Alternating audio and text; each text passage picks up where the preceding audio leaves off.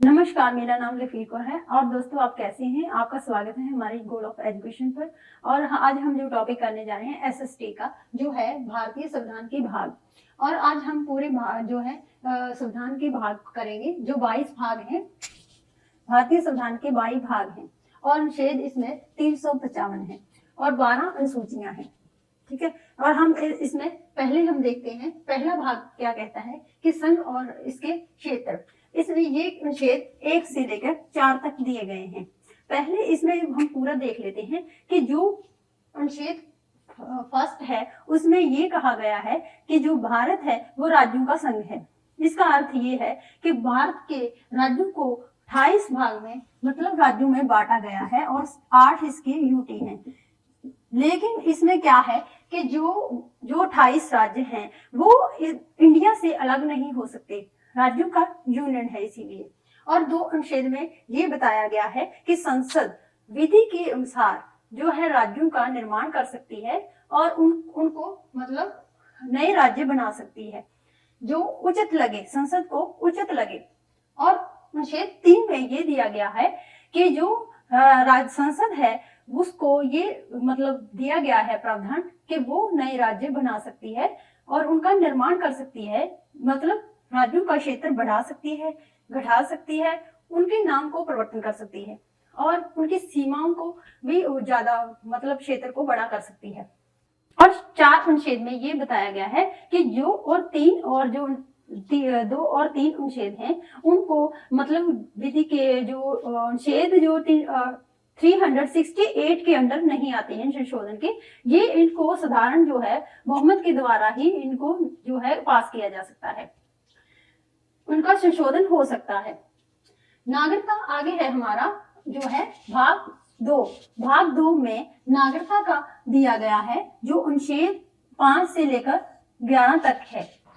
नागरिकता के बारे में हम पूरा देख लेते हैं कि 5 से 11 तक के जो अनुच्छेद दिए गए हैं उनमें क्या किया गया है कि जो 5 अनुच्छेद है उसमें ये कहा गया है कि 26 नवंबर 1950 में से जो व्यक्ति जो भारत के भाग में आए थे वो है भारत में उनका जो है प्रवेश था तो वो भारत के नागरिक कहलाएंगे। और अगर आदिवासी जैसे कि माता पिता जो है किसी भी व्यक्ति के अगर माता पिता हैं जो भारत में जन्मे हों वो भी भारत के नागरिक कहलाएंगे। आगे अनुच्छेद 6 में जो पाकिस्तान से भारत को आने वाले व्यक्ति जो भारत में आए हैं पाकिस्तान से वो व्यक्ति भी जो है भारत के नागरिक कहलाएंगे 1948 की बात की। और आगे है हमारा अनुच्छेद जो है 7। इसमें ये बताया गया है 5, 6 और 8 अनुच्छेद वाले व्यक्ति जो हैं वो भारत के नागरिक नहीं कहलाएंगे अगर अनुच्छेद 9 के अकॉर्डिंग वो किसी और अन्य देश की जो नागरिकता को अर्जित कर लेते हैं। इस जो दोहरी जो नागरिकता नहीं है, हमारे भारत में सिर्फ एक अकहरी नागरिकता को प्रावधान दिया गया है। तो 11 में ये कहा गया है कि 1955 की जो पारित किया गया था अधिनियम उसके अनुसार जो भारत में जन्मा है वंशानुगत जो है और जो रजिस्ट्रीकरण के द्वारा और जो है हमारे भारत में जो 10 साल से व्यक्ति रह रहा है वही व्यक्ति जो है भारत का नागरिक कहलाने के योग्य है। तो आगे हम देखते हैं कि मूलभूत अधिकार भाग 3 में दिए गए हैं जो है अमेरिका से लिए गए हैं और यो अनुच्छेद 12 से 35 तक दिए गए हैं। मूल अधिकारों में जो संशोधन किया जा सकता है। और आगे हम देखते हैं कि ये जो मूल अधिकार हैं वो 6 हैं और पहले जो जो थे 7 थे और अब जो संपत्ति के अधिकार को उसको मूलभूत अधिकारों में से निकालकर 300A में जो शामिल कर दिया गया है। तो हम देखते हैं कि ये कौन से मूल अधिकार हैं। समानता का अधिकार है जो 14 से 18 तक दिया गया है और स्वतंत्रता अधिकार है जो 19 से 22 तक। संशोधन के विरुद्ध जो अधिकार है वो 23 से लेकर 24 तक। आगे है हमारा जो धार्मिक स्वतंत्रता का अधिकार है वो हमारा दिया गया है 25 से 28 तक। और आगे है संस्कृति और शिक्षा के लिए जो अधिकार दिया गया है वो है 29 से 30 तक। और जो हमारा है संशोधन के अधिकार जो दिया गया है वो हमारा दिया गया है संवैधानिक उपचारों का जो है वो 32 में दिया गया है, अनुच्छेद 32 में, जिसको संविधान की आत्मा कहा है डॉक्टर BR अम्बेडकर जी ने। तो जो राज्य के जो नीति के निर्देशक तत्व हैं वो आयरलैंड से लिए गए हैं और ये 36 से 51 तक हैं। और इनमें क्या है, कल्याणकारी राज्य का जो विकास करना है और जो इनमें सामाजिक और आर्थिक जो है लोकतांत्रिक का जो है विकास करना है। और इनको जो है भारतीय संविधान के जो निर्माता हैं उनके मस्तक और उद्देश्य का जो किया कहा जाता है। ठीक है, राज्य के नीति निर्देशक तत्वों को। और 42वें संविधान संशोधन 1976 को में इन मूलभूत अधिकारों से अधिक जो है इनको दिया गया है, मान्यता दी गई है। आगे देखते हैं हम 4th A में क्या दिया गया है, मूल कर्तव्य 51A में तक दिए गए हैं। ये 11 हैं टोटल, ये 11 दिए गए हैं। कुछ जो हमारे अधिकार दिए गए हैं और हमें कुछ कर्तव्य दिए गए हैं कि जिस व्यक्ति को अधिकार मिलेंगे उनको कुछ कर्तव्यों की पालना करनी होगी। संसद के अनुसार इनको जो इनका प्रावधान किया गया है। तो आगे देखते हैं हम संघ, 5 भाग में दिया गया है संघ, जो 52 से लेकर 151 तक दिए गए हैं।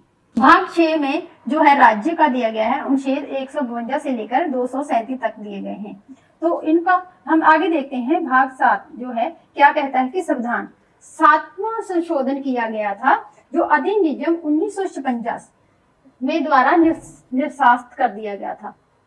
आगे हम देखते हैं 8 संघ और राज्य क्षेत्र के अनुसार 239 और 242 तक इसका दिया गया है। पंचायती राज जो 243 से 243 O तक है, जो 73वां संविधान संशोधन 1992 में पारित किया गया था, जिसको लागू किया था 1993 में, जो राजस्थान के जिला नागौर में सबसे पहले पंचायती राज बलवंत राज समिति के द्वारा लाई गई थी। इसमें क्या था कि ये इसके 3 भाग बनाए गए हैं, ग्राम पंचायत समिति और जिला ग्राम पंचायत समिति और जो है पंचायत समिति, जो सबसे लास्ट में आता है ग्राम पंचायत समिति है। आगे है हमारा 10वें भाग में नगर पालिकाएं दिए गई हैं, जो 243 P से लेकर 243 ZG तक दिए गए हैं।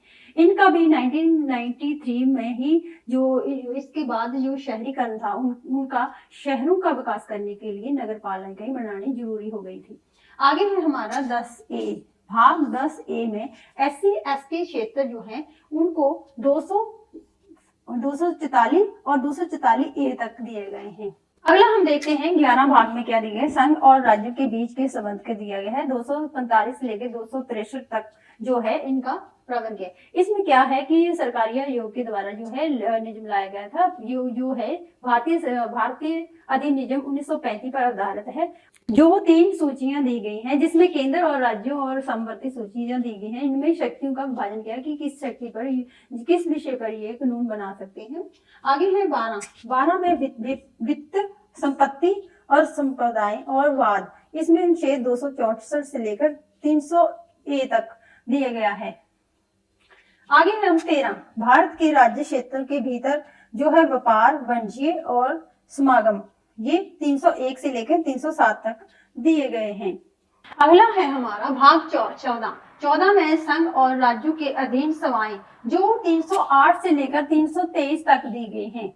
और आगे हम देखते हैं कि भाग 15 में निर्वाचन के लिए जो प्रधानमंत्री है, राष्ट्रपति है, जो है हमारे, उनके निर्वाचन के लिए निर्वाचन आयोग का जो है प्रावधान किया गया है 324 से लेकर 329 तक।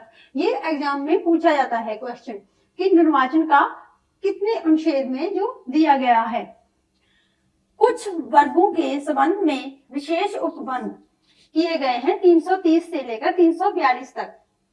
और आगे है हमारा भाग 17 में राजभाषा का 343 से लेकर 351 तक जो है वो हमें दिया गया है, क्योंकि इसमें जो है हिंदी को राजभाषा का दर्जा जो है दिया गया है इसमें।